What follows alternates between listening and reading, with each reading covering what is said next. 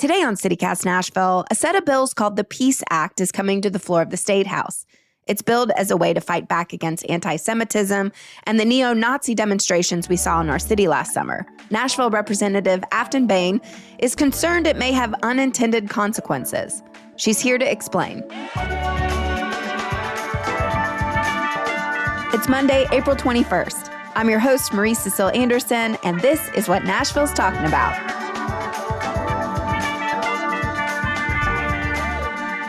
Afton, welcome back. Always a pleasure to see you. Pleasure to be here. You reached out to us and asked if you could join to talk about House Bill 55, which would dramatically expand law enforcement powers during protests, including preventing anyone, the media, or just regular citizens from being closer than 25 feet away from traffic stops, crime scenes, or any ongoing or immediate threat to public safety. Why? I'd like to start with a story. Let's take you back to 2017. And baby organizer Afton Bain is leading a group of 70-year-old gray-haired white ladies across a bridge to do a banner drop in Nashville for a anti-Trump rally. And not only that, but we had pamphlets that we handed out to folks, some of which may have dropped on the street. And of course, police showed up. They ushered us kind of off the bridge property and back to our cars where we went and got lunch and had a wonderful lunch and wine date, right? So I bring up this anecdote because this bill would basically make all of that illegal. And so last year, you all covered this incident, or the few incidents that happened, where neo-Nazis descended upon Nashville. And as a result, I believe the mayor's office and other stakeholders decided to come together and put together a bill, what they are calling the Peace Act, which they feel, I believe, is an anti-Semitism bill. But unfortunately, this bill in the legislative process has become an anti-civil liberties bill. It's not about peace. It's actually about suppressing dissent and criminalizing protest in a really big way. And why that scares me as a legislator who ran against enhanced state surveillance, as a current organizer, but former activist who has organized countless innumerable protests across the state and in Nashville, that this bill, just looking at the mechanics of it, would have put me in jail. Can you explain exactly what it's supposed to do? Yeah. So what the bill does, one, it criminalizes protesters for being within 25 feet of a cop, even when they're filming. And I will say with this stipulation in the bill, both the ACLU of Tennessee and the Tennessee Press Association have come out against the bill because of this provision. Police can arrest you for a misdemeanor without even witnessing the act, which is terrifying. It creates new crimes for putting up a protest banner on an overpass, of which I'm guilty of, or even handing out flyers, which could be a Class A misdemeanor. And finally, it requires you to ID yourself to police, even if you haven't done anything wrong. So what this could lead to for folks in Nashville and across the state is that protest organizers could be charged for just planning a protest that someone else disrupts, so they are held liable for that. That's unconstitutional. Journalists and legal observers could be caught up in a 25-foot rule, so they could be filming police and also get arrested. And people fleeing danger or trying to intervene peacefully could also be criminalized. Inherently, they felt like it was to instill peace and dissolving, white supremacy and white nationalism. But really what it does is it erodes our civil liberties. Well, so as you mentioned, our Metro Council passed some similar bills last year in response to the neo-Nazis who showed up in downtown Nashville. You represent downtown. What was your response to those bills getting passed at the time? I think cities and states, with the rising tide of authoritarianism and these increased frequency of white extremism events, they're trying to figure out how to respond to that. I have seen cities that have also filed civil lawsuits against these groups, which would be the route that I would pursue. What I'm hyper concerned about at this moment in time, representing downtown, is that we are not only further criminalizing marginalized groups, but we are eroding our First Amendment rights, our right to protest, our right to freely assemble. And even if this bill was passed, the current political climate and landscape, there's no way that its intention would do exactly what the bill authors wanted to do. So going to your website, aftonbane.com, you have a tab that says Nashville Against Nazis. How are you trying to get our community more aware of this? And how does this differ from the bill? Well, I'll start by saying that I have worked with communities across the country in fighting white nationalists. And so we have organizers across the state who have actually, have experience doing this, which is why I launched this Nashville Against Nazis campaign last year in a moment like that, visibility is increasingly important. So making sure that I still have the sign in my yard. I know a lot of people have these yard signs in their yard or their shirts they're wearing, but to show the Nazis that they're not welcome here. It also asks business owners to come together. And all of these tactics have been learned from when white supremacists have taken other cities over, like Portland, Oregon, for example. What response to these bills have you heard from our Jewish community? There was a sign-on letter circulated by 25 organizations across the state, which also include Bend the Arc Jewish Action of Memphis, National Jews for Justice, as well as immigrant groups such as Tennessee Immigrant and Refugee Rights Coalition. So there are Jewish communities and Jewish groups that are looking at this bill and believe that it is not peaceful. It is not the remedy in terms of to protect their safety and ability to freely protest and assemble. And I think, as I said, in an increasingly authoritarian environment, they are incredibly worried that instead of addressing real violence, like caring about public safety, investing in our communities, that they're going to criminalize these groups for inevitably standing up for what they believe in.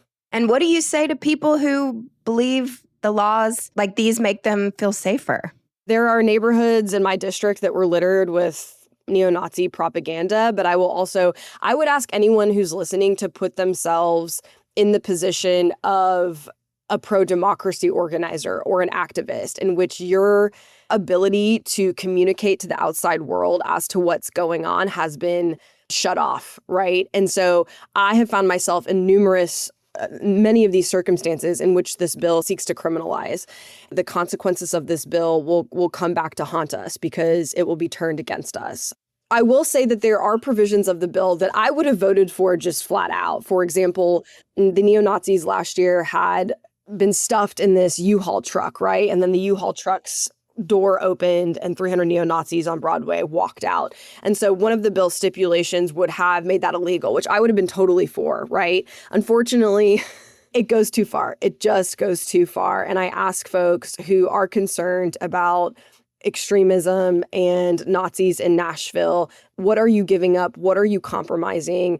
And how does this impact the most marginalized groups in our community? I'd like to circle back actually to the letter that we just talked about, the joint sign-on letter. What stood out to you about it? And will it have any impact? A lot of those same groups have also voiced their opposition to Fusus and other surveillance technology, which could also catch extremists. What do you say to that? My politic is centering the communities that are most impacted. And that should be the policy of any elected leader, of any government apparatus, because when you center those voices, you are, one, a rising tide lifts all boats.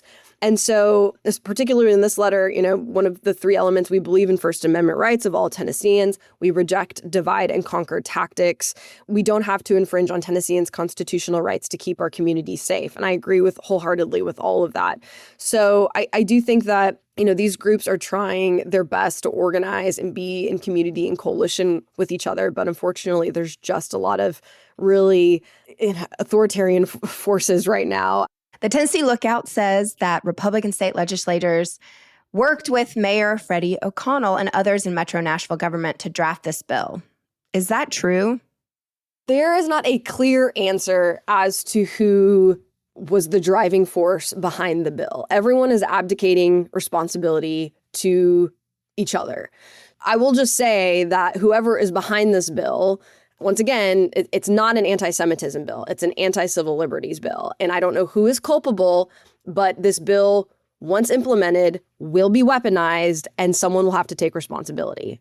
Can you envision why someone in Metro Nashville might be eager to work with Republicans on this issue? Nashville has a long history of being occupied by Tennessee state government. And there has been, I think, a historical relationship to either just appreciate the crumbs that we're given as a city when they are inhibiting us from passing any legislation that benefits our city, in addition to neutering anything good we do at the city level, like the Community Oversight Board, of which they decimated, right?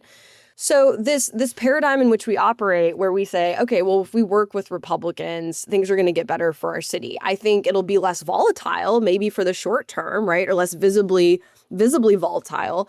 But inevitably, what are you giving in return? What are you sacrificing in return? You can't work on a bill like this and not expect it to have the consequences it's going to have. And so, if anyone thinks that they are generating goodwill out of this, I will tell you that this is a bill that will immediately be thrown in our face and used against us. We have seen this time and time again.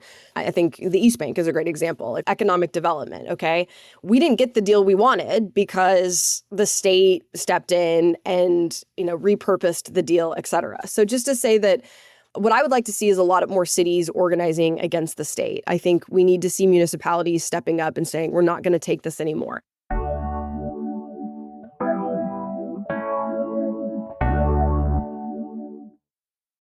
This Mother's Day, if you're fortunate enough to have a great mom in your life, do not forget to call her like I did last year. To make it up to my mom this year, I am showing up with an Aura digital frame fully loaded with adorable photos of, well, me. I picked out the most ridiculous photos I could find, like baby me eating a houseplant or that awkward senior pic where I'm hugging a fence for some reason. After we have a good laugh, I'll show my mom how easy it is to swap out the pictures so she can add in shots of her grandkids too.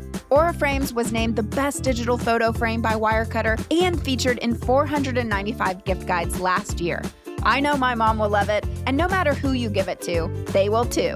Aura has a great deal for Mother's Day. For a limited time, listeners can save on the perfect gift by visiting auraframes.com to get $35 off plus free shipping on their best-selling Carver mat frame. That's auraframes.com. Promo code CityCast. Support the show by mentioning us at checkout. Terms and conditions apply. What sort of promises have you made to yourself this year? Getting in better shape, eating healthier, saving more money, traveling somewhere new? What about discovering a new culture by learning a new language? With Babbel, you can do that in just a few weeks. I'm David Plotz, the CEO of CityCast, and I've been learning Spanish with Babbel. Babbel's quick 10-minute lessons, handcrafted by over 200 language experts, get you to begin speaking your new language in 3 weeks or whatever pace you choose. And because conversing is the key to really understanding each other in new languages, Babbel is designed using practical, real-world conversations. The Spanish I learned on Babbel really helped me on a recent trip to Mexico City, ordering in restaurants, shopping at the textile market, cheering on at the Lucha Libre, and I've been keeping it up since I got home. You're a podcast listener. I know that because you're listening here. I bet you'll love Babbel's new podcasts. On Eavesdrop in Espanol, which I listen to, you get to listen to a real conversation, then have the teacher host explain back to you. Then you listen again and catch everything. And you can even read along in the transcript. It's a really fun and effective way to learn. Let's get more of you talking in a new language. Babbel is gifting CityCast listeners 60% off subscriptions at babbel.com/CityCast. Get up to 60% off at babbel.com/CityCast. Spelled BABBEL.com/CityCast. Babbel.com/CityCast. Rules and restrictions may apply. The mayor said on This Is Nashville last Thursday that he really believes that he is listening to all of his constituents on surveillance, despite the vocal opposition. Is it possible that our leaders genuinely believe that a bill like the Peace Act is something that community members are crying out for? Perhaps. I mean, not in my district. I mean, I say that I would imagine that the downtown, business interests are supportive of this bill, but it's hard. Like, it's not easy for me to be in this position challenging this bill, but it is harder for someone like Mayor O'Connell to be in his position and having to listen to a diversity of opinion about what should be done. And there are some groups that just think criminalization is the way to go, and that the more you criminalize, the more people, the better the outcome, right? And then you have the groups that, for example, signed onto this letter that are representative bodies of marginalized communities saying all of this legislation will impact our people we love and further criminalize them, right? So it's a challenging position. I think there are a lot of stakeholders involved, but my organizing ethos and my political compass has always been to center the most marginalized in any political decision. And this bill is just, it's antithetical to that. I'd like to focus on the media. You already mentioned that media groups are opposing the bill. As a public figure, what's your response to journalists who occupy your physical space? Whew. Once again, especially as someone who is organized, who has a history of organizing protests and rallies, the right for press to witness and observe and document what is going on is the cornerstone of American democracy. So when that is being questioned and or kind of chipped away at, that is when I become concerned. And so the fact that the Tennessee Press Association has come out against this bill should be a major red flag for anyone in Nashville. And what we've seen from the supermajority, as well as our Republican leadership from the governor, is that we've seen decreased access and the ongoing push to remove press from public spaces. And that's really concerning to me. Yeah, we're obviously seeing that with the Trump administration. Have you ever seen a civilian disrupt police activity by trying to film it?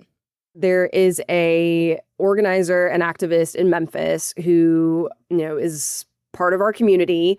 She was a staple in a lot of the pro-Palestinian protests in Memphis.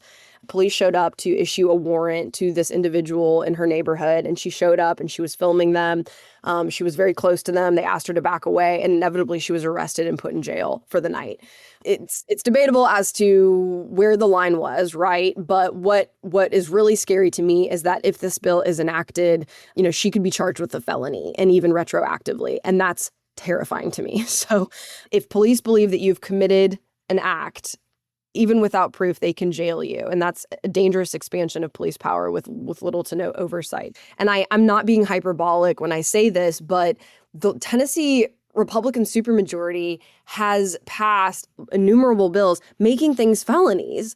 And that's really scary because what happens when you get a felony? You lose your right to vote.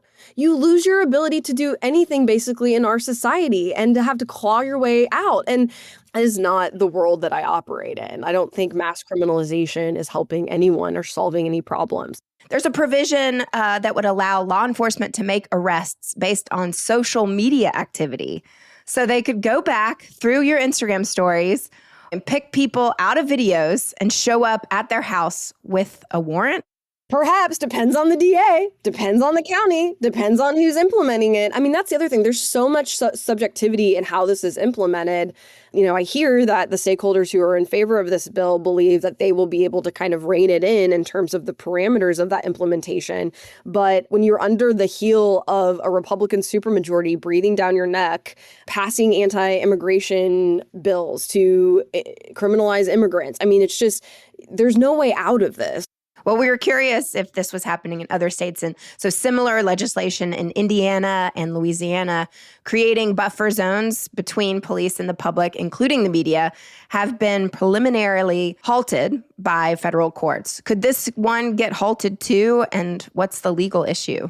Yes, and that's the provision that ACLU has been adamantly opposed to and against, and has made that very clear to the mayor's office and state officials who have proposed this bill and other stakeholders. So I imagine that this bill would immediately be in the pipeline for our laws to lawsuits. We pass lawsuits, not laws in Tennessee. So I imagine that entities would file a lawsuit and deem this bill unconstitutional, as it's been proven in other states and other jurisdictions. So outside of your own experience as an organizer, why is the First Amendment right to free assembly important to you? Last weekend, I took a trip through the Mississippi Delta and stopped along a lot of the Mississippi Freedom Trail markers. I've been reading a lot about Reconstruction and post-Reconstruction after the Civil War, the Civil Rights Movement, and nothing has been accomplished in this country without the right to protest and the right to assembly. If you are in favor of this bill, whatever carve out you think you're getting for your community, I'd like you to think about that. The foundation of any progress that has been made in this country is based on the right to assemble. And the mass movements we saw, and that Nashville and the civil rights movement was the intellectual capital of the civil rights movement, and all of the organizers and honor and legacy of them, that nothing would have happened without their ability to freely protest and assemble. And any bill that undermines that constitutional right should be highly concerning to you, especially in this environment.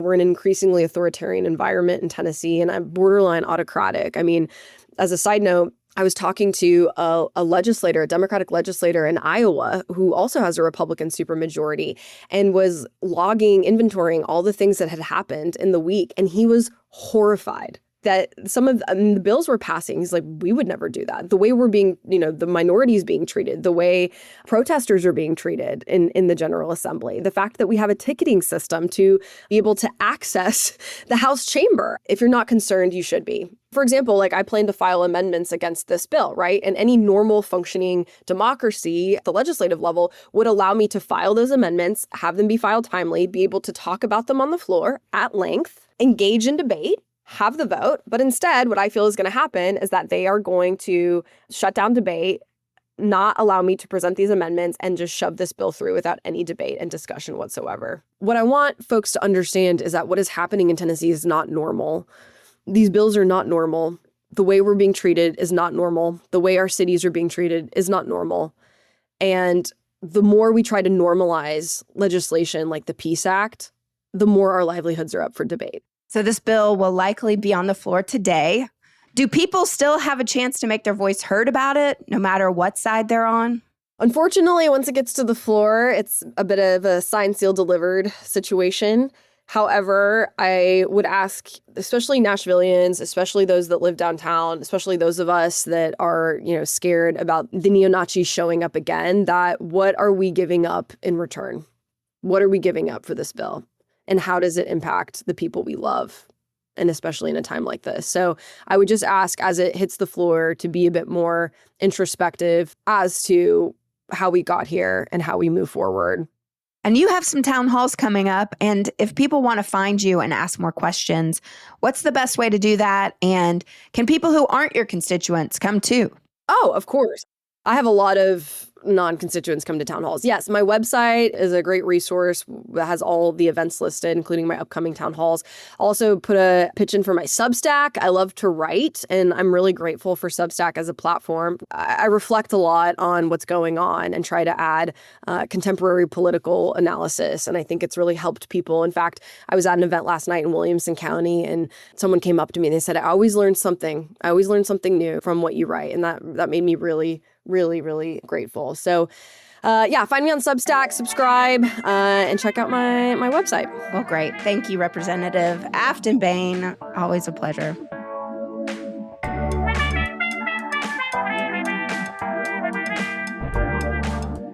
That's all for today here on CityCast Nashville. If you enjoyed the show, why not tell your friends, rate the show, leave us a review, and subscribe to our Hey Nashville newsletter. We'll be back tomorrow morning with more news from around the city. Doodles!